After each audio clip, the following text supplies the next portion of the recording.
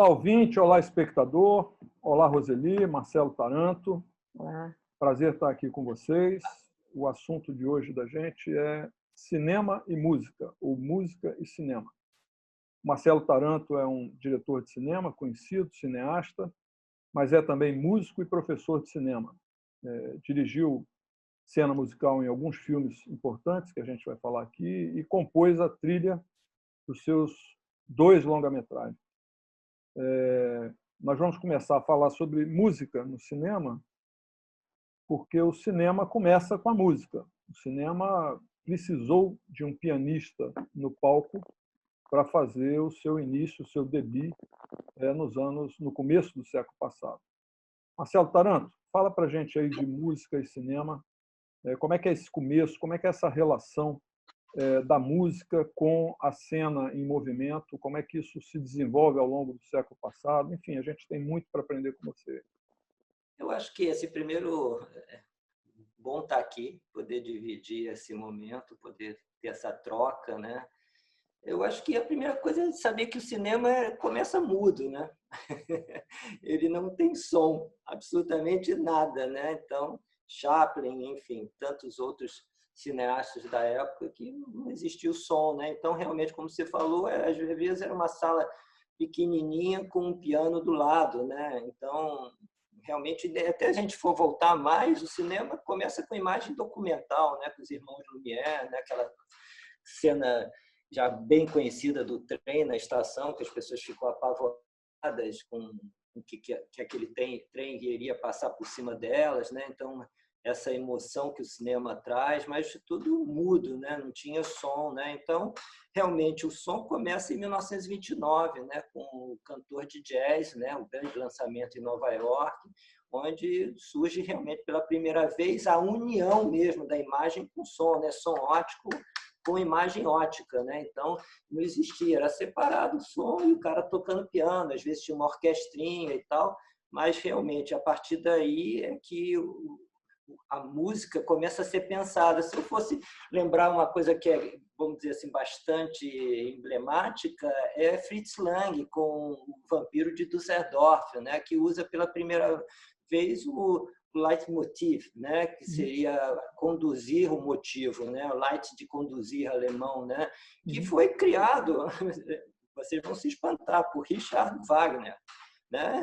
Richard Wagner é o grande criador do leitmotiv, ou seja, para as óperas dele, né, e depois Bizet com Carmen, enfim, e outros grandes, vamos dizer, compositores, né, que vão, de alguma maneira, utilizar essa técnica que é, basicamente, você criar um link ou com um personagem ou com uma situação onde aquela música vai se repetir. No caso do Vampiro de Düsseldorf, Fritz Lang usa simplesmente um assobio, né, com uma música clássica, onde o perigo estaria se aproximando da menina e tal, né? Então, aquilo já era musical, mas por assobio, já usando a ideia de leitmotiv no cinema, né? Depois, isso foi total. John Williams com Star Wars, Superman, enfim. Então, hoje isso é vamos dizer assim, quase que uma forma de você estabelecer uma recordação para o público. Isso vai acontecer porque a música está aparecendo de novo. Então, é muito interessante você ver essa questão que surge nas óperas, né? E que o cinema, de alguma forma, vai agregar como um elemento muito forte que até hoje é usado, né? Então, a partir do som, evidentemente que a questão do som direto trouxe uma falta de liberdade inicial para o cinema, porque a partir do momento que você coloca o som e a câmera fazia muito barulho, então pega os filmes de Hitchcock, né? Então usava aqueles blimps enormes para tirar o ruído da mecânica da câmera, que fazia um barulho tipo assim. Então você não conseguiria gravar diálogo, absolutamente nada em relação ao som, em relação à imagem. Então, surge aqueles canjirões enormes, aquelas câmeras enormes dentro daquelas caixas, aqueles microfones meio semidirecional, ainda não existia tanto direcional. Então, o som veio para o cinema para atrapalhar um pouco, né? Porque é uma técnica que também atrapalha a sombra no ator. Então, todo esse tipo de coisa. Mas a música, de alguma forma, ela sempre teve uma certa liberdade, porque ela é sempre utilizada depois, né? Através de mixagem, você vai colocar a música. Então, ela não tem uma relação direta com o set. É claro que você pode ter um playback na hora do som, para o cantor, para um videoclipe, né, que se usa muito o playback para o cantor ter um feedback, né, no sentido de ter um playback, né, para ter um sentido de referência. Mas a música em si, ela faz parte da pós-produção e não da produção. Taranto, Né? deixa eu te perguntar uma coisa, porque a gente está falando de 3 coisas aí, eu não sei se todos os nossos espectadores vão acompanhar. Primeiro, tem a questão da trilha, né? A trilha sonora que narra junto com a imagem o que está acontecendo e até induz, né, o caminho quando é um filme de suspense. Você começou a falar, me lembrei claramente de Tubarão, né? Aquela cena, aquela música que aquele tam tam tam tam tam que até hoje a gente ouve essa música. Isso é um ótimo motivo. Causa uma... E a outra coisa é a música que pontuava e que ajudava a narrar a história no cinema mudo, né? Começou com pianinho, e eu me lembro de algumas cenas de cinema mudo, com uma orquestra mesmo no fosso, né? Eu acho que tem um filme de Chaplin que trata disso. E a música está ali para ajudar a estrutura a se desenvolver, né? A história a se desenvolver. E uma terceira coisa são os musicais, né? Que é uma outra forma da música entrar na narrativa do cinema.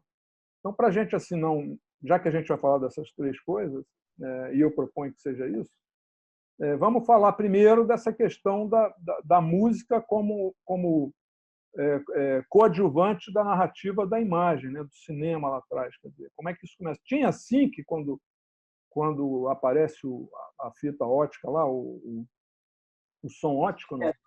No caso do pianista e da pequena orquestra, é interessante porque ela remete um pouco também à técnica atual, né? Quando você tem um maestro com uma orquestra enorme, você tem uma grande tela com um filme passando ali e você tem uma referência da imagem, né? Então, o músico ele tinha que perceber o time da cena para criar a dramaticidade da cena, né? Sem, de repente, às vezes entrava cartela, que vinha pequenos diálogos, pequenas falinhas para as pessoas terem uma pouca referência da narrativa. Então, tudo isso. Mas o músico ele já tinha que ter essa noção de time, de dramaticidade, né? Ele tinha, de alguma forma, ele sabia mais ou menos o que estava acontecendo ali na tela e musicando na hora, né? Então, realmente, já é vamos dizer assim, um indício. Quando entra o sincronismo, é isso que eu estou tentando dizer para vocês. A música passa a ser uma etapa de pós-produção e não mais direto, né? Como seria ali no ato da exibição, né? Nem seria na hora da filmagem, né? Mas na hora da exibição, né? Então, no caso das trilhas, né? Enfim, a gente pode falar dos musicais também e tudo, ou seja, a questão vai ser a pós-produção. No caso dos musicais, a gente já pode também descolar um pouquinho, aí realmente você vai ter realmente referências de playback, né? De música, né? Porque realmente o Fred Astaire vai precisar da música para ter a coreografia, o time da coreografia. Ele não pode dançar sem ter nenhum tipo de referência. Então, não pode, não é impossível, né? Então você tinha a referência e às vezes tudo aquilo seria trabalhado depois, retrabalhado em finalização. O trabalho da direção ficou mais complexo por conta disso? Dos musicais, é uma técnica. Você vê que vira e mexe se tenta fazer de novo musicais como La La Land, enfim, e eu sempre acho que falta, né? Porque eu acho que isso é uma opinião totalmente pessoal, né? Eu acho que os musicais tinham um momento histórico e no sentido de que aquilo tinha a ver com a realidade daquela época, que era o sonho, o príncipe encantado, o glamour, né? Então aquela sociedade, de uma forma, acho que até depois da crise, né, de 29, ou seja, a necessidade de se criar o romantismo, de se criar um desejo de uma vida melhor e tudo. Então, aquelas pessoas viraram verdadeiros ícones. E é interessante porque, a partir desse momento do cinema, é que você começa a criar uma linguagem cinematográfica, como os planos, close-up, over the shoulder, né, que é a câmera sobre o ombro, né, os movimentos, tudo é criado por causa das grandes estrelas, né? Rita Hayworth, enfim, Cary Grant, todas essas pessoas, os atores passaram a ser os verdadeiros, vamos dizer, protagonistas da produção mesmo, né? Ao ponto de, por exemplo, Greta Garbo escolhia o fotógrafo. Ela dizia, é esse o fotógrafo que eu quero, porque ela mandava, entendeu? E também Marlene Dietrich, você falou, o fotógrafo dizia que o rosto dela tinha um brilho diferente, né? Quando a luz batia, parecia que ela refletia, né? Então, essas atrizes, eu acho muito engraçado que tem um produtor num filme chamado Visions of Light, que fala a história da fotografia cinematográfica, e o produtor falava assim, por favor, você bota a sombra onde você quiser, menos no rosto da minha atriz. Onde você quiser botar a sombra, você coloca. E hoje isso não cabe, né? Hoje, realmente, a luz é motivada, né? Vem de algum lugar. Então, enfim, é outro momento. E também um aspecto interessante para se falar desse momento do musical é que houve uma evolução tecnológica nesse momento. Por quê? Porque havia uma grande disputa entre os estúdios, né? Metro-Goldwyn-Mayer, Paramount, Warner, né, United, ou seja, todos queriam, de alguma forma, atrair o público e ter as suas estrelas. Então, as coisas, como você me perguntou, a direção ficava mais complicada. Então, as mecânicas, as gruas começaram a aparecer, os dollies, né? Ou seja, todas essas maquinárias começaram a ser inventadas para atender exatamente esses movimentos de câmera, essas situações todas já mais complexas, né? Que no começo do cinema era ainda muito rudimentar. Enfim, então, essa época foi muito importante para o desenvolvimento tecnológico do cinema. E eu acho que um pouco até mais do que o desenvolvimento tecnológico, né? Porque no cinema mudo, você tinha um perfil de ator que, obviamente, fica desempregado, né? Que era o ator mudo, o ator que não falava. Teve um filme recentemente sobre isso, né? Como era o nome desse filme? O que ganhou Agora, o Oscar. ganhou o Oscar outro dia, né? Agora, quando começam os musicais, e aí a gente pode até falar um pouco mais dos grandes musicais aí dos anos 30, 40, você começa a ter um outro tipo de ator, que era o ator cantor e o ator dançarino, né? Eu me lembro que nos anos 50, sem falar de Elvis Presley ainda, mas nos anos 50 você tem, era o ano de ouro, né? Frank Sinatra no cinema, Sammy Davis Jr., essa galera toda eram os grandes atores de Hollywood, né? Era o ator que cantava, era o ator que contava a história, mas mais importante do que ser ator era ser cantor, né? Eu acho que também tem que lembrar que, desde quando surgiu realmente a ideia de uma indústria, né, em Hollywood, né, que era Hollywoodland no início, ou seja, a ideia de que realmente o cinema americano ele se profissionalizou de uma forma absurda.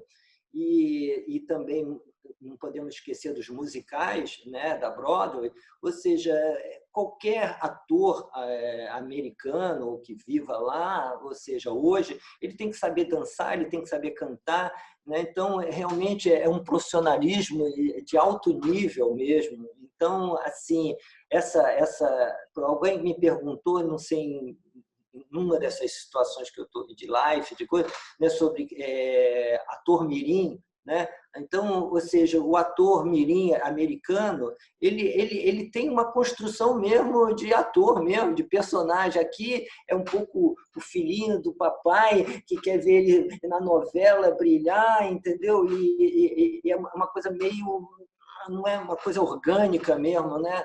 É claro que tem, evidentemente, lá também tem esse tipo de ator também, né? Muito narciso, né? Enfim, mas existe toda uma indústria que exige um profissionalismo para o cara cantar bem, dançar bem em situações diversas, né? Então, você vira e mexe e você vê esse filme que a Lady Gaga Nasce uma estrela. nasce uma estrela, o cara canta bem, é um ator, você vê que ele canta. Então, ele está preparado, ele vai estudar, enfim. Então, assim, realmente é uma indústria, né? E está muito a influência dos musicais, né, dos atores que têm que ir para Broadway, que têm que cantar e tudo. Então, de alguma forma, isso também ajuda bastante, né? Então já tem um histórico que uma coisa influencia a outra, no meu ver, né? Eu acho que, assim, eu diria que o pós-guerra, né, acabado lá aquele conceito de filme épico, e Hollywood cai mesmo para essa coisa do musical, né, do musical do interior americano. Quando eles lançam, né, o Elvis, quando eles descobrem Las Vegas. Las Vegas protagonizou mais filme, eu acho, do que a própria Nova York, né? Nos anos 50, nos anos 60. Aí. E acho que essa retomada agora que você falou de La La Land, hoje a gente andou conversando aqui na prévia, eu me lembrava de Cabaré, né? E você citou o último musical dessa Bob Fosse era o diretor tanto de Cabaré como All That Jazz, né? All That Jazz. E tem grandes assim, contribuições do cinema para a música, que, como tem da música para o cinema, né? Como o próprio hino de Nova York. Né? A gente estava falando disso também. Quer dizer, New York, New York foi lançada para um filme, né? Foi lançada dentro de um filme do Scorsese. Seria importante lembrar de dois filmes anteriores, né? West Side Story e Noviça Rebelde, né? Realmente dois filmes com uma força musical muito grande. Mas a Noviça eu não me lembro de quando é. Eu acho que a Noviça é meados dos anos 60, não é? Década de 60, exatamente. É um momento que está acabando. Por isso que eu digo, nesse momento, por mais que você tenha o All That Jazz e tenha o Cabaré, eu acho que todos esses dois, tanto o All That Jazz como o Cabaré, a música estava inserida dentro da lógica da narrativa, da história, diferente do Noviça Rebelde, do West Side Story. Então, eu acho que já há uma necessidade de ver que as pessoas já não estavam aceitando realidade ser cantada. Né? Mas nos anos, assim, no começo dos anos 80, você teve assim uns outros musicais que eu me lembro, e que eu acho que a Rose deve lembrar mais do que nós dois juntos, que foram os musicais, por exemplo, que lançaram o John Travolta. John Travolta, né? O Grease, Xanadu, com Embalo de Sábado à Noite. Embalo de Sábado à Noite. E, inclusive, relançando uma banda da nossa época, que era o Bee Gees. Né? É verdade. Mas tudo, vamos dizer assim, tudo uma tentativa sempre do cinema de resgatar esse momento da década de 30 e 40, que são coisas assim, não é mais uma tendência como base do cinema, né?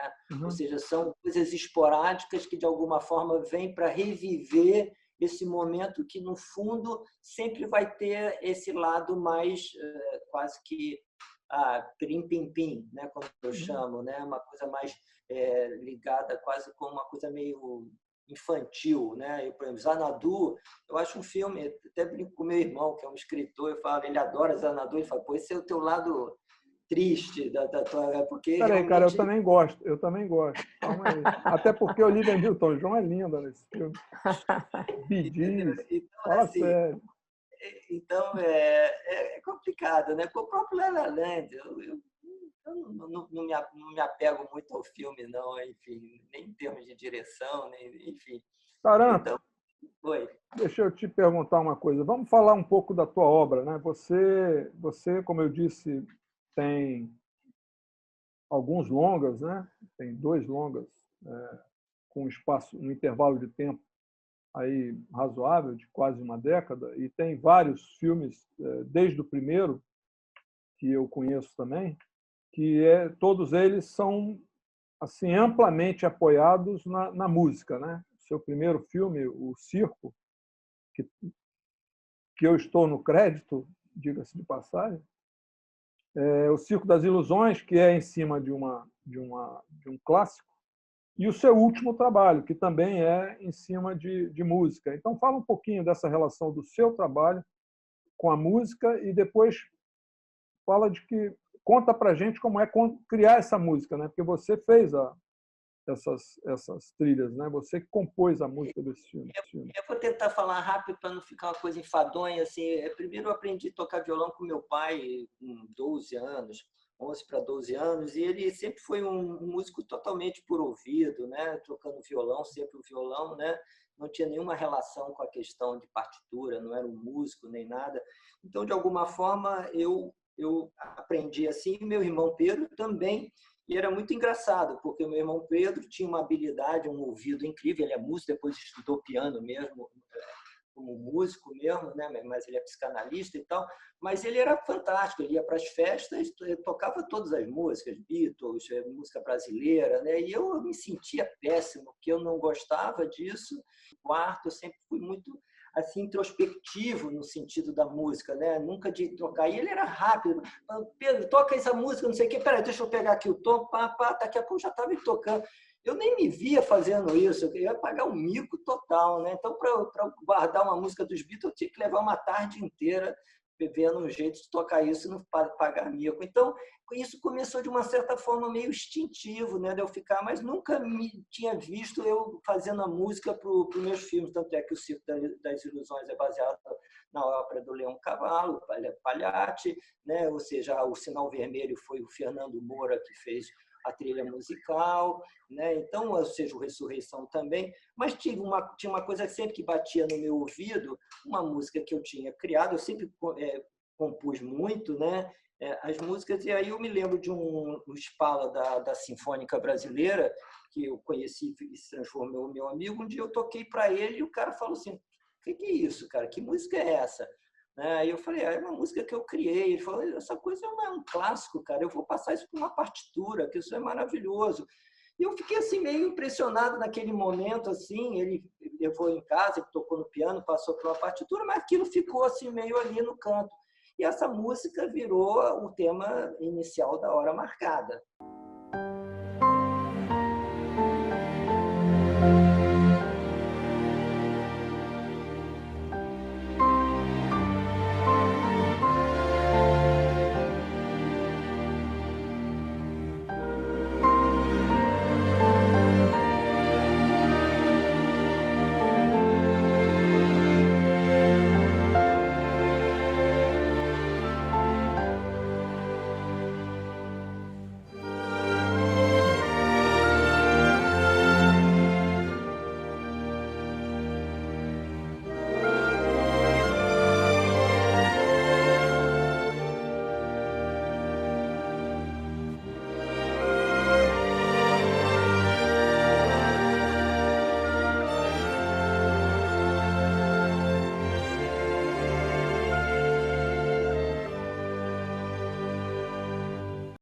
O dono do estúdio chegava e falava assim para um violoncelista: sabe como é que esse cara cria essa música que vocês estão gravando aí? Uma harmonia em violão e melodia em voz. Ele cria tudo a partir da voz, a melodia. Os caras não acreditavam. Eles falavam: como é que você consegue fazer esse tipo de construção musical através de melodia? Então, uma coisa realmente é simplesmente uma coisa de você ter a harmonia e buscar a melodia a partir de todo um trabalho de dissonância que eu desenvolvi muito, né? De dissonância, e de alguma forma a gente está falando de cinema, né? E para que você construa esse universo musical, de alguma forma você tem que ter a questão cinemática dentro de você, ou seja, a emoção, a atmosfera, o sentimento, a emoção, porque a partir daí é que você, de alguma forma, a música vai tocar. Não é uma coisa simplesmente, né, mecânica, nem tem que estabelecer o sentimento, né? Porque no próprio esgoto que você viu, Rose, aquilo ali é quase que uma redução de uma música, porque eu sentia que no final era um canto de dor. Era só o final da música. Eu posso tentar aqui, mas o tom tá fugindo um pouco, mas eu fazia voz de mulher. Quando eu tocava isso no violão, eu levava o tom que nem é o meu, para realmente perceber a dor da perda de uma pessoa. Então, eu senti naquele momento, o Jason pode botar o momento final, onde a Soraya Ravene, essa grande cantora brasileira, ela é demais. Né? Ou seja, se você for ver, é um momento totalmente íntimo, às vezes até eu me comovia tocando isso, porque eu via que era uma parte de dor mesmo. E eu falei, eu vou tirar essa parte da música para usar no final do curta, porque eu vejo que isso vai repercutir. Então, de alguma forma, é um processo muito intuitivo, mas eu não posso dizer, há um lado muito sofisticado também, depois de tantos anos vivenciando esse lado intimista da minha composição musical. Marcelo, a música te levou para o cinema, porque a música entrou antes na sua vida, obviamente, mas ela te levou ao cinema, ou foram coisas separadas, ou interesses diferentes que se juntaram? É interessante, porque, evidentemente, na minha adolescência era quase uma coisa meio... Eu gostava de música clássica e, ao mesmo tempo, de rock pesado. Então, era Wagner de um lado, Led Zeppelin de outro, Deep Purple, enfim. Então, de alguma maneira, por que eu sempre gostei do rock pesado? Né? Porque, no fundo, também era uma ambição clássica, né? Você pega clássicos do Led Zeppelin, né? Ou seja, sempre tentando construir conteúdo mais profundo em termos dentro das músicas, né? Então a música de alguma forma sempre existiu na minha juventude, mas parece engraçado, mas eu queria ser piloto de corrida de automóvel, corria de kart e aquela câmerazinha, aquela lá, que é aquela primeira de baixo, eu tinha pedido para minha mãe, para o meu irmão, que era diplomata, para trazer um novo capacete para mim, e a minha mãe, por trás, pelos bastidores, falou para ele trazer qualquer coisa, menos um novo capacete. E ele me trouxe aquela câmera. Eu fiquei meio decepcionado no momento, mas achei aquele brinquedinho bom, comecei a brincar com aquilo e comecei a gostar e percebi que, no fundo, o automobilismo já tinha um elemento narrativo, né? Eu já tinha uma questão do drama, de pilotar, a coisa da emoção. Então, eu comecei a quase que perceber que, no fundo, eu queria um outro mergulho, que não era o mergulho da velocidade, que eu nem seria um grande piloto, nem um bom piloto, porque eu era muito emotivo, entende? Sempre fui muito emotivo, canceriano. Então, você, para ser um piloto, você tem que ter um lado muito gelado. Enigmático. A emoção tem que ser controlada, né? Claro que tem emoção, evidente, é só a gente olhar o Ayrton Senna, é um belíssimo exemplo disso, né? Um cara que era emotivo, mas ele tinha uma obstinação pela competição e pela vitória que transpassava esse lado dele religioso, né? Então, eu acho que para ser um grande piloto, você tem que ter esse controle. Eu acho que, de alguma forma, eu vacilaria nesse sentido, porque eu acho que a emoção ia sobrepor realmente a técnica, né? Mas, de alguma forma, eu percebi que eu estava mais preocupado com as questões da vida, da questão da existência, né? E tanto é que o Circo das Ilusões, para mim, por mais que seja um filme hoje ainda, vamos dizer, naive, entre aspas, apesar de ter sido aplaudidíssimo no Festival de San Sebastián, né? Foi uma emoção para mim, aquele público enorme dentro de um teatro, igual o Teatro Municipal, virando para mim, me aplaudindo, eu com um garoto de 20 e pouquinhos anos, aquilo tudo de alguma forma mexeu comigo, até me iludiu um pouco, porque eu achei que dali para cima eu ia me transformar num grande cineasta e a vida mostrou que não é bem assim, mas foi um momento de emoção e realmente eu vi que realmente, o que eu estava realmente buscando era entender a existência do ser humano, a relação com a morte, e a música, para mim, a gente pegar aí a hora marcada, foi realmente uma experiência diferenciada, porque eu como, de alguma maneira, uma trilha musical profissional, ela é gravada, né? Então, a parte de jazz foram feitas, para você ter uma noção, o violoncelo fica dentro de um estúdio, o baterista fica dentro de outro, o cara com trompete fica no outro, a separação na mesa, né? Todo um controle. Quando foi a orquestra, você já tinha todo um trabalho muito específico dos microfones, né? Em relação aos instrumentos, a separação para não vazar um em relação ao outro.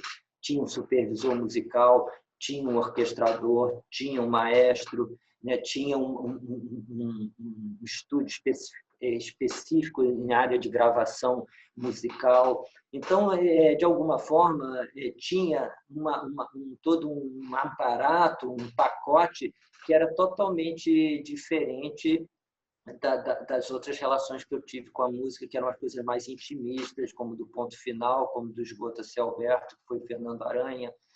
Mas todos sempre músicos, né? Fernando Aranha, o Esgoto a Céu Aberto, foi um guitarrista maravilhoso, tocou com esse conjunto de rock, que agora também não está me vindo o nome, enfim. Então, sempre um músico por trás, dando esse suporte desse lado que eu não tenho, que é esse lado da orquestração, apesar...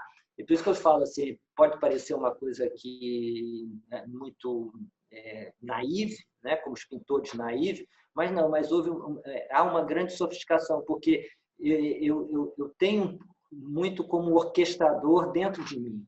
Né? Então, o que é ser um orquestrador dentro? Você sabe exatamente os naipes que você quer, você sabe que aquilo ali são cordas, você sabe que aquilo ali são metais. Né? Então, por mais que eu cante, que eu faça isso através da voz, eu já percebo quando eu vejo que é um naipe de violinos ou de violas. Né? Então, eu já tenho dentro de mim uma percepção orquestral. E isso fica muito fácil na minha interlocução com os músicos. Né? Eles percebem claramente. Você falou do Tommaso, né? Que você conheceu, a gente tinha uma conversa, eu tocava para eles, eu falava, eu sinto que aqui tem isso aqui, nesse momento tem essa questão. Então, e eu acho legal como eles respeitam, né? Por exemplo, Paulo Baiano, que fez a parte pré-musical, que isso é uma outra coisa também importante de diferencial, né? Porque muitos dos músicos fazem as músicas baseadas no filme, né? Eles vão fazer a música em relação àquilo que eles estão vendo, né? Eles vão receber aquele copião com aquelas coisas, eles vão trabalhar a música. No caso, eu já faço as músicas, eu já sei que elas vão ter um cunho musical, cinematográfico. Então, eu já percebo que aquela música pode estabelecer uma certa relação com uma cena ou outra. Né? Então, de alguma maneira, elas vão se encaixar depois, como eu dei o exemplo do Esgoto a Céu Aberto, o Jason vai poder colocar, de repente, o momento final do canto, eu percebia que aquela parte que é uma redução de uma música minha, eu sabia que aquilo ali ia criar uma certa emoção, como quase que uma ressurreição daquele personagem, né? Quase que, se alguém pensar numa coisa mais religiosa, até um canto quase que religioso, né? No sentido de estabelecer alguma ressurreição para aquele personagem tão destruído.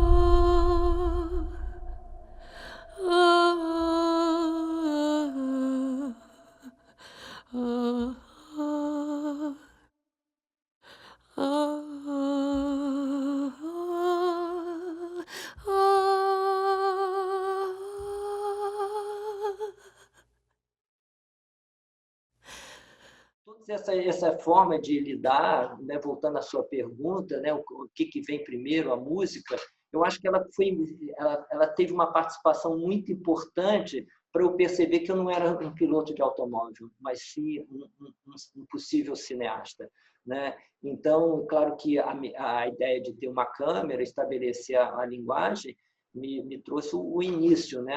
Mas certamente a música foi um elemento muito importante para conectar essa questão do conteúdo, né? Da questão porque eu até conversei com o Jason recentemente, eu me acho um mau contador de história, entendeu? Eu não me acho um bom contador de história. Eu acho que o que acontece é que a ideia do conteúdo dos meus filmes para mim é tão importante que as histórias falam, tá legal, eu já sei que você quer contar isso, então eu vou contar a história por mim, entendeu? Então, ela se conta por si, entendeu? Porque eu me lembro da minha mãe contando alguma história, eu falava, pô, mãe, pô, mais rápido. Aí ela falava, segue a trilha que a gente vai encontrar a onça.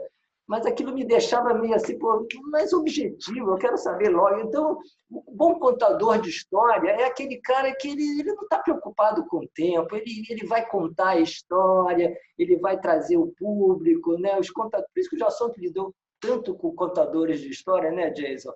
Né? São pessoas especiais, elas são boas contadoras de história.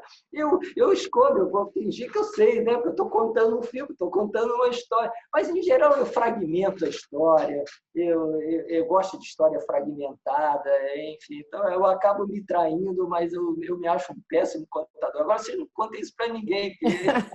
Não, Pois é, você falou que você foi muito aplaudido no circo, né? E aí você falou que ali ficou muito animado, mas que você me chamou a atenção, você falando assim, eu achei que eu ia ser um grande cineasta, mas a vida mostrou que não era bem assim.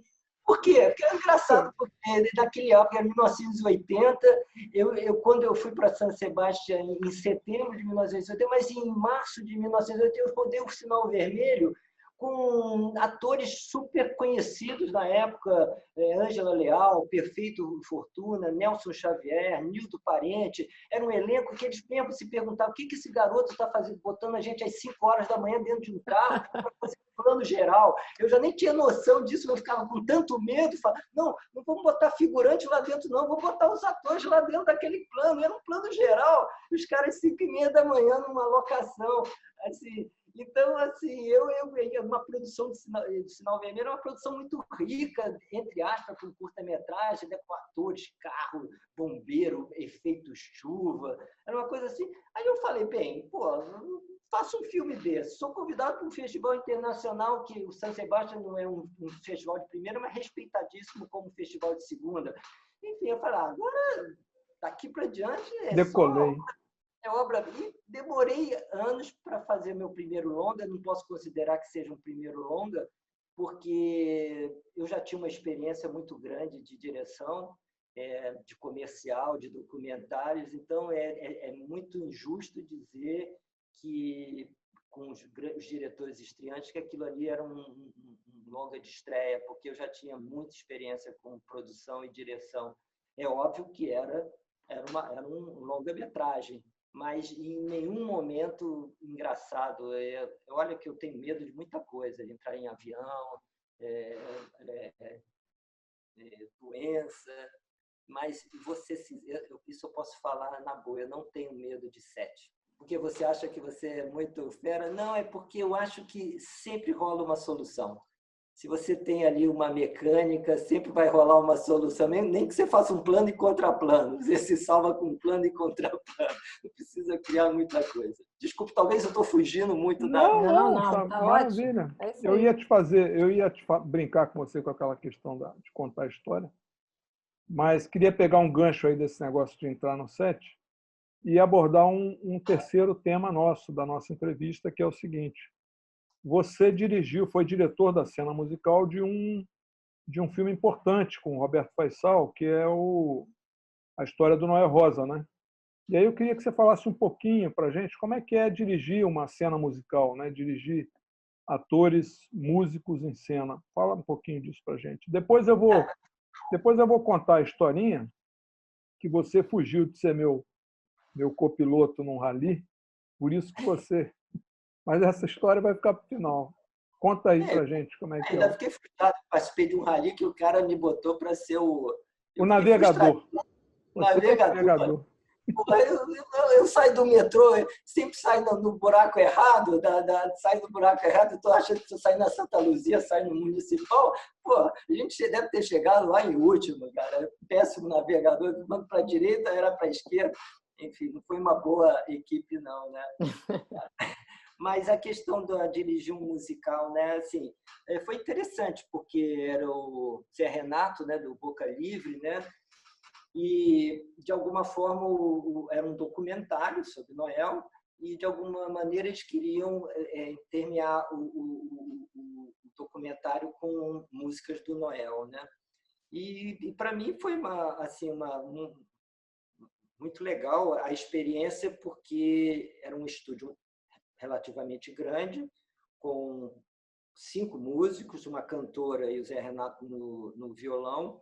E aí eu percebi como fosse você filmar uma orquestra, né? Você tem que perceber que instrumentos são aqueles e, de alguma maneira, pensar a câmera focada em cada elemento daqueles músicos e da cantora e do Zé Renato, que era, vamos dizer assim, a grande ícone ali, realmente o grande músico ali, né? Então, eu coloquei 5 câmeras, uma grua, para sempre estabelecer a aproximação, mas também trazer a ideia do plano geral, e as 4 câmeras muito voltadas, uma para a cantora, para um close para a cantora, às vezes para um close do Zé Renato, e as outras 2 muito com os músicos na parte de trás do estúdio, né?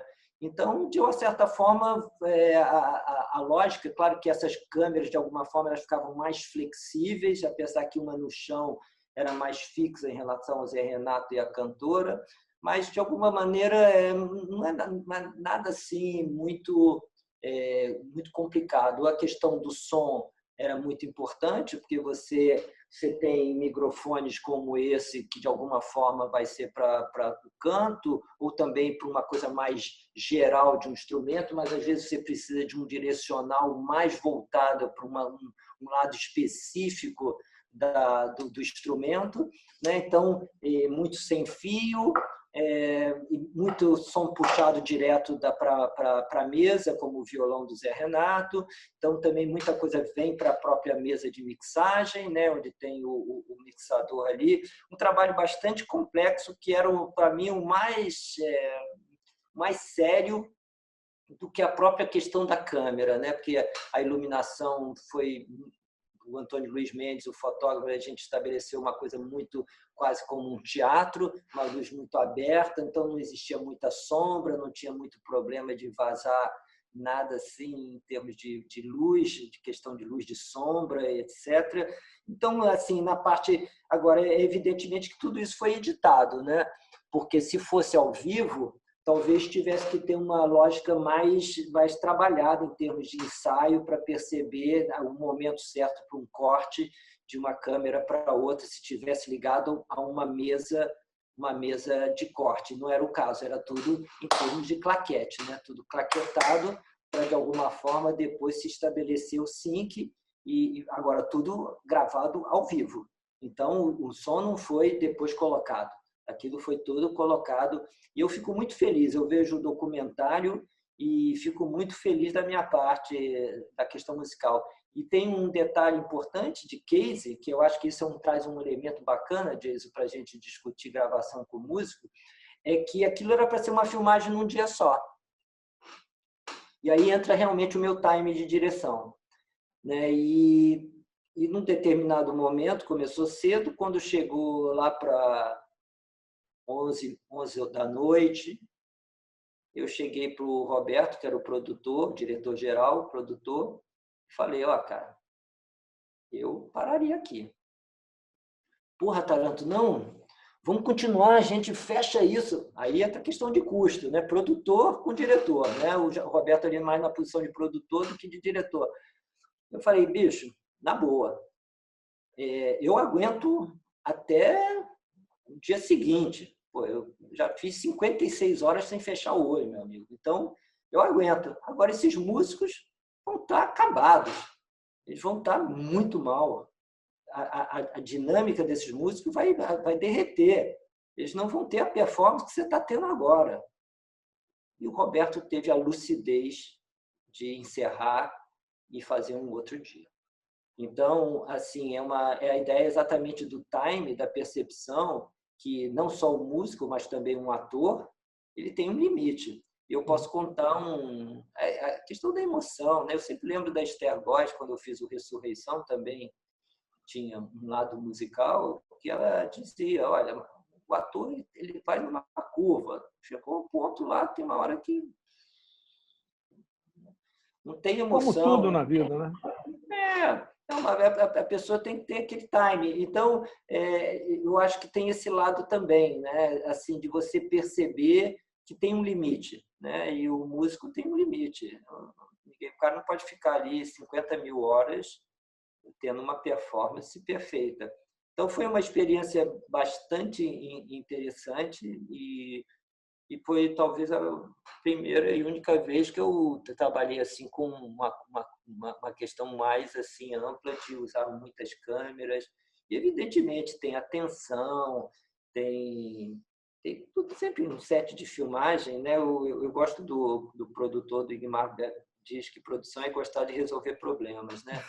Sempre a produção vai estar resolvendo problemas. E o diretor, de alguma forma, ele tem que ter essa percepção, essa clareza, o que é possível, o que não é possível, o que está além do pedido dele, o que vale a pena insistir, né? Então, de alguma maneira, essa experiência.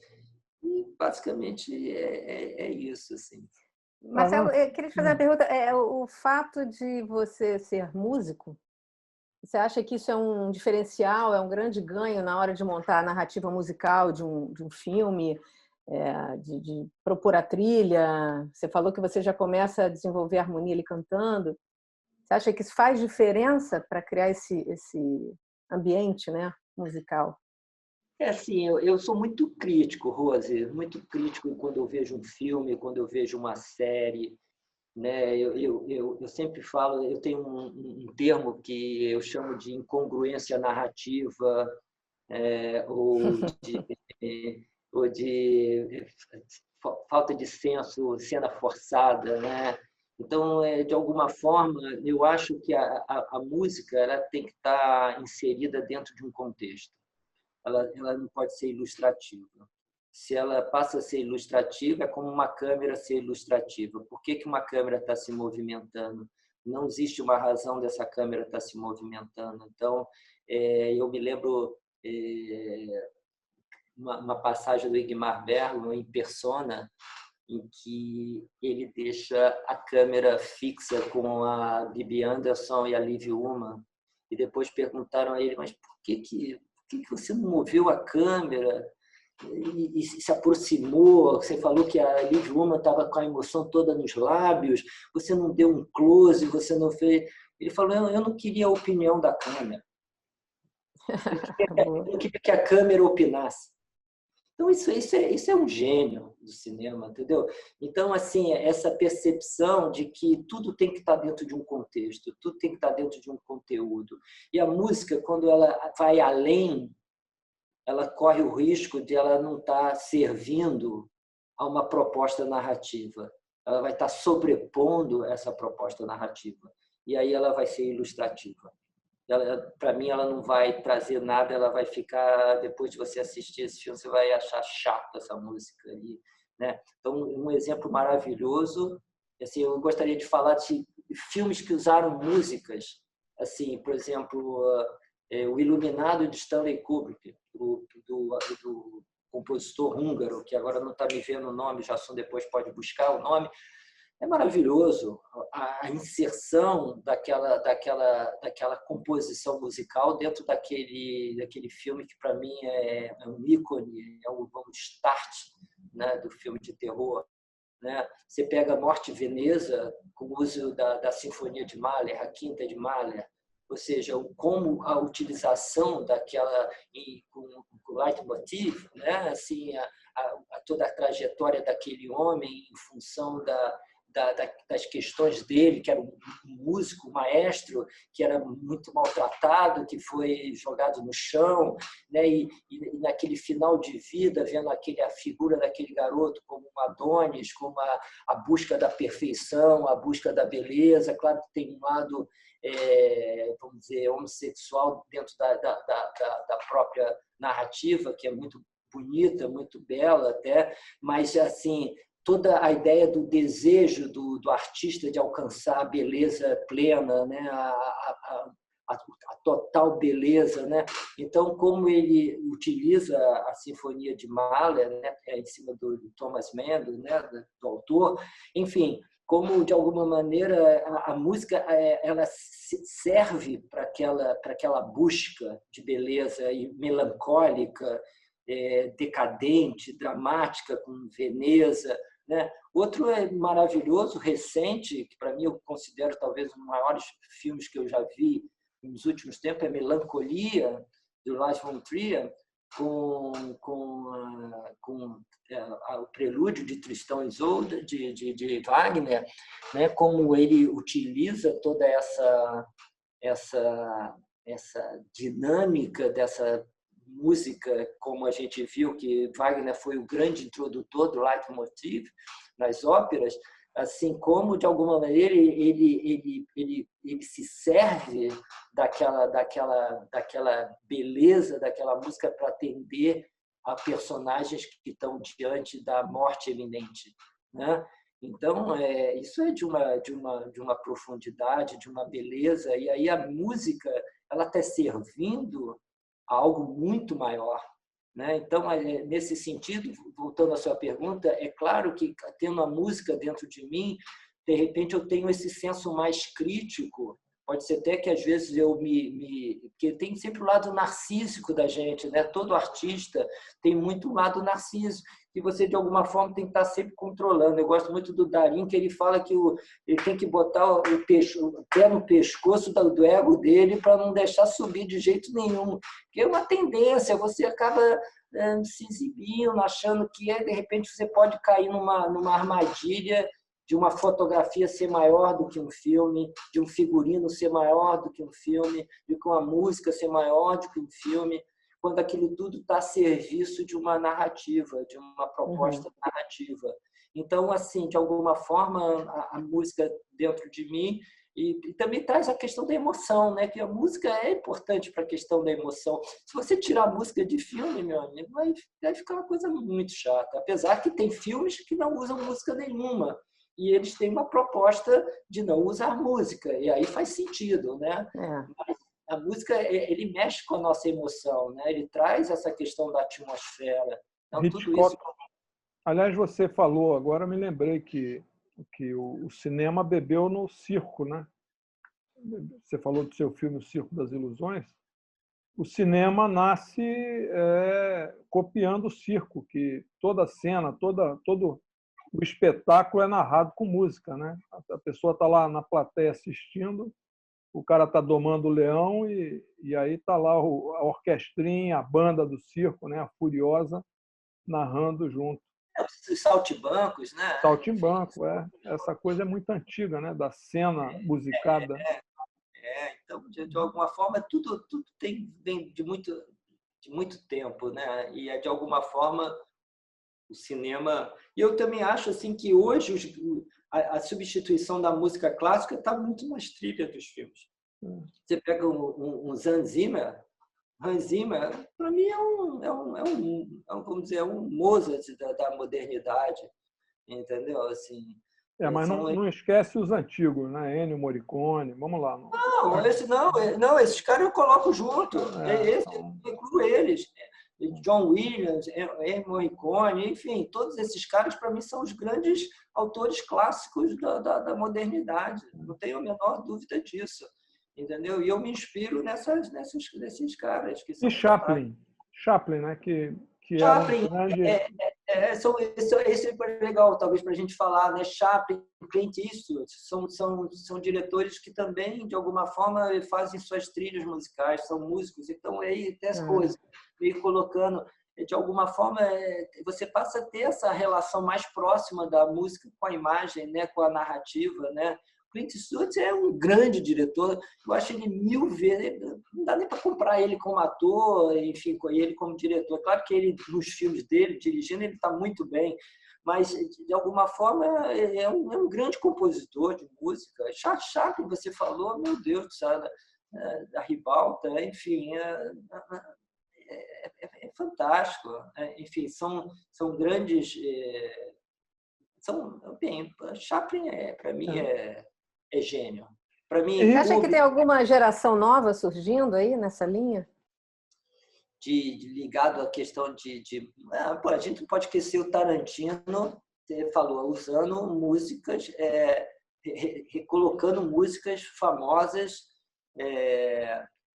Por exemplo, você pegar Moulin Rouge, trazendo uma versão moderna, né? Enfim, mas assim, a tentativa do La La Land eu não acho nada boa nesse sentido, né? De você, mas eu acho que a utilização da música no cinema moderno hoje está muito sofisticado, eu acho, muita sofisticação em todo sentido, né? Assim, da técnica, da forma de como você hoje mixa um filme, né? Como você grava as trilhas, como você tem. Hoje eu falei da minha experiência com a Hora Marcada, é um fusquinha em relação. Olha que era uma coisa bacanérrima, mas é um fusquinha perto de Ferrari. Uma gravação de uma trilha musical de um filme master, de um filme grande, major, pô, é humilhante, é um estúdio imenso, com uma orquestra imensa, com uma tela imensa, entendeu? Uma engenharia de som absurda por trás, chega a ser humilhante, entendeu? Então, realmente, hoje, são verdadeiras obras maravilhosas musicais, né? Então, assim, eu gosto da minha viagem porque é uma forma intimista de vivenciar isso. E eu posso dizer que eu vivencio muito realmente a questão musical dentro desse universo que para mim é importante, que é o universo Taranto, No ponto Rose, final, você vê um avanço em relação ao que você fez em termos de música, né? Na Hora Marcada e não tenho a menor dúvida. Eu acho que, apesar de que, enfim, aquele momento da Hora Marcada é realmente um momento muito, muito forte, porque aquelas músicas já existiam, mas de alguma maneira eu tenho pelo menos hoje umas 10 músicas que estão totalmente inéditas, que eu tenho certeza que elas vão ser inseridas em algum momento, em alguma uma questão, e que elas têm uma lógica, uma lógica de criação, né? E de alguma maneira eu vejo que elas vão estar de alguma forma. Então, eu acho que sempre é uma evolução, né? Eu acho que a gente amadurece, né? A gente vai cada vez amadurecendo mais e, de alguma maneira, isso vai refletindo na sua própria obra, no que você privilegia em termos de proposta, em termos do que é importante para você. Eu estou com 63 anos, dia 20 de julho vou fazer 64 anos. Então, eu acho que já vivenciei muita coisa e, de alguma maneira, para mim, pegar um violão e, de alguma maneira, viajar em algum universo, se um dia essa música nunca for colocada num filme, eu viajei, eu fui em algum lugar. Aí próprio ou você faz o filme para colocar, né? Pasolini falava uma coisa: por que fazer filme se a gente tem todos eles na nossa mente? Isso, a gente tem os filmes na nossa cabeça. Então, de alguma maneira, você vivencia os filmes o tempo todo. Eu estou vivenciando meus filmes, eu estou com 3, 4 projetos. Então, a cada momento que eu pego eu visualizo, né? Eu sou uma pessoa muito de visualizar, né?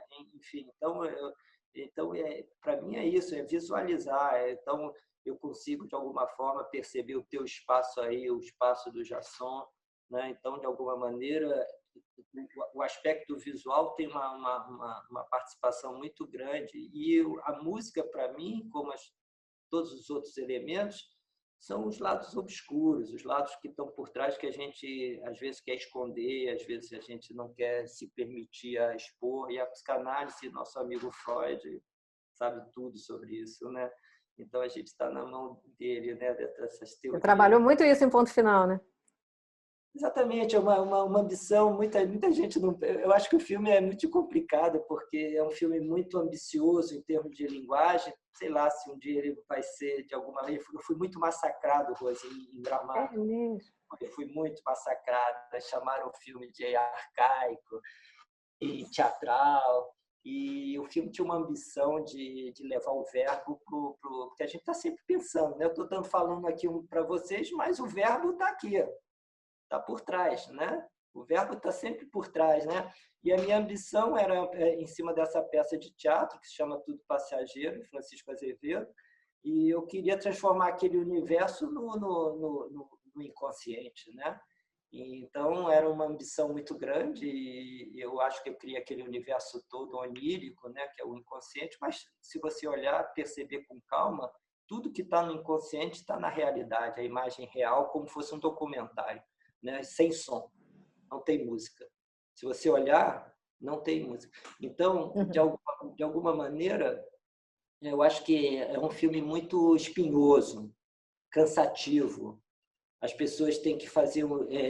Eu exijo muito do público, dele ter que estabelecer as conexões psicológicas e reais. Então, isso realmente é isso. Eu não sou um contador de história. Então, depende de quem vê, porque me disse muito ali. É engraçado, porque eu ia comentar, eu andei muito de ônibus uns 3 anos atrás. Nós andamos em algum momento, né? Então, mas foi muito recente. Eu fazia aula de música na escola portátil, na URCA, e eu ia de ônibus. E uma das vezes que eu peguei o ônibus, aconteceram milhares de cenas, situações. Eu comecei a conhecer pessoas. E eu falei para o meu irmão, que é cineasta também, roteirista, eu falei, Renato, andar de ônibus, pelo menos no Rio de Janeiro, é você construir roteiros o tempo todo. É impressionante. E aí, quando eu vi Ponto Final, embora o coletivo seja, né, apenas um ambiente para você narrar todos os dramas e, né, encontros, eu achei muito, muito interessante. Compartilhei muito daqueles sentimentos ali e das histórias que eu via nesses passeios de ônibus e que mexiam muito comigo, né? Você começa a ter encontros. Eu tive muita sorte com esse filme, ou seja, o apoio que eu recebi da Marco Polo para criar aquele universo todo onírico, com R$540 mil, algo totalmente ridículo para produzir um filme. Enfim, muito pouco dinheiro, então realmente para construir todo aquele universo, se não fosse a Marco Polo e um cara chamado Calcanhoto, esse cara foi de uma generosidade, me deu tudo aquilo de graça, aqueles metais, aqueles ônibus todos. Ele percebeu e não pediu nada em troca. Eu falei, você quer que eu ponha a marca da Marco Polo? Não, se você quiser, se você achar. Ela entra rapidamente no momento em que filma o ônibus no passeio, né? Isso para mim é de uma grandiosidade que não tem. Eu até me senti na obrigação de colocar, porque ele não pedia nada e totalmente empenhado. Então, assim, eu acho que é um filme para, de alguma forma, talvez ser resgatado para frente, para avaliar toda o que nós estamos vivendo hoje. Se você vê o Ponto Final, como você viu hoje, tem tudo a ver com a nossa realidade. Ou seja, com tudo que está acontecendo. Sim. Nesse dramas humanos, desigualdades e tudo isso misturado, aparências e balas perdidas e famílias destroçadas, a dor escondida. Então, o filme tem essa ambição, né? E vou tentar de novo de música, né?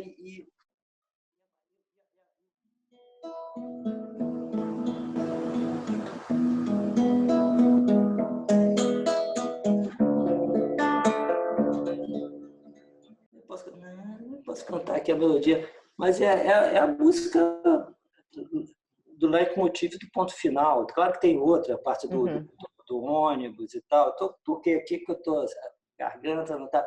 Mas, enfim, encontrando o tom, passando o tom. Então, assim, é isso. É a emoção que traz em cima. Essa parte, se for pegar o começo do filme, exatamente é a dor desse homem. Né? A dor desse homem que perde a filha com uma bala perdida, que não sabe se é de um policial, de um traficante, ou simplesmente tudo que poderia ter sido não foi. Né? Então, aquele casamento que já não está bom, que de repente é destruído. Então, assim, eu queria, você falou do Tommaso, uma coisa que eu falei para eles, eu quero o violão. Eu quero a essência da minha música, que é a base do violão. né? Eu não quero partir para outra coisa. Eu quero que o principal seja o violão como elemento principal da trilha, né?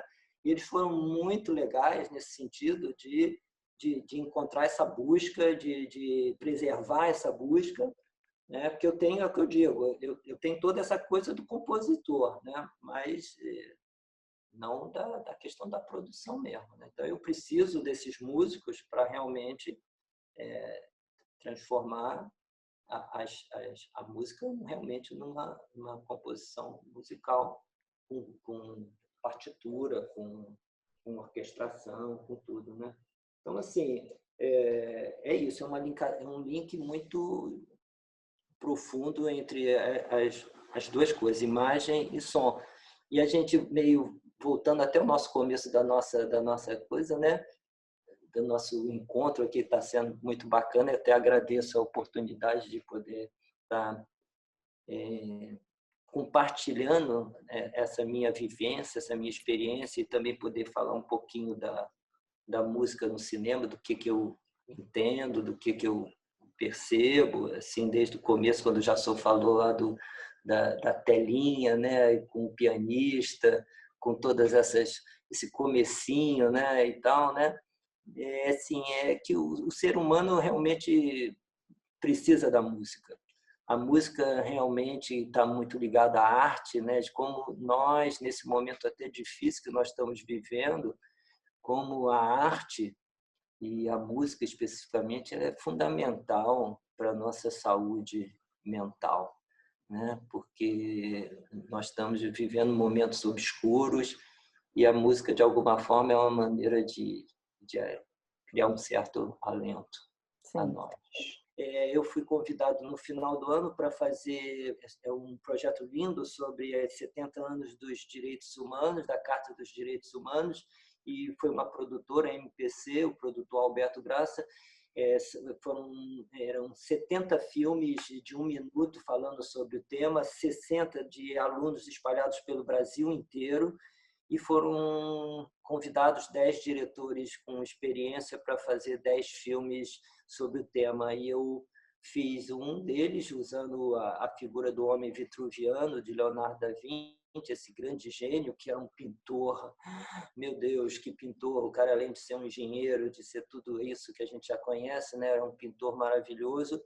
E eu utilizei um músico muito jovem, e que foi a primeira experiência dele profissional, que ele ganhou um valor para fazer aquela música, e eu trabalhei com ele totalmente remotamente, de uma forma remota. Não tinha pandemia, mas é a questão da modernidade. Olha que engraçado, antes de acontecer a pandemia, eu trabalhei com ele, com o cara da computação gráfica, remotamente. Então, a gente discutia as questões musicais, isso, né, Rose, que eu falei, você tem a música, a ideia da orquestração, você tem como, de alguma forma, direcionar um músico totalmente jovem, muito talentoso, né, o Pedrinho, e assim, então também é isso, a gente passa, né, a gente vai embora, né, out of the blue, e novas gerações vêm. Então, eu acho bacana também não ter essa ideia, eu vou fazer todas as músicas, não, também, de alguma forma, compartilhar com outras possibilidades também. Tarantinho, estamos aí 1h30 de conversa. Você quer se despedir do nosso público? Rose? Primeiro, eu diria que essa conversa assim, bastante agradável, né? Porque, de alguma maneira, a gente tentou resgatar como momentos que meus pais viveram, como os grandes musicais, nessa essa geração que, de alguma forma, buscava o sonho, buscava, né, o desejo da felicidade. E talvez nós três, nós estamos vivendo, nós somos de uma geração que tem uma outra particularidade, né, que está muito voltado para a realidade, né, muito, de alguma maneira, muito comprometido com as questões de realidade, como a gente está vendo hoje, os movimentos que estão acontecendo nos Estados Unidos, né, que negros importam, como é fundamental que isso esteja acontecendo, porque talvez esses musicais escondiam muitas coisas que deveriam não estar acontecendo. Então, eu prefiro, mesmo que seja mais cruel, nós estarmos vivendo essa possibilidade de mudar determinadas coisas do que, de alguma forma, nos alienarmos, né?